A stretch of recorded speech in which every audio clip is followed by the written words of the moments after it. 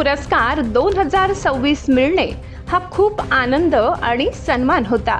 मुख्य पाहुणे lieutenant general NK Singh, भारतीय सेना; प्रशांत अग्रवाल, जागतिक अध्यक्ष, Narayan Seva Sansthan; professor colonel SS Sarang Devot, कुलगुरू JRN राजस्थान।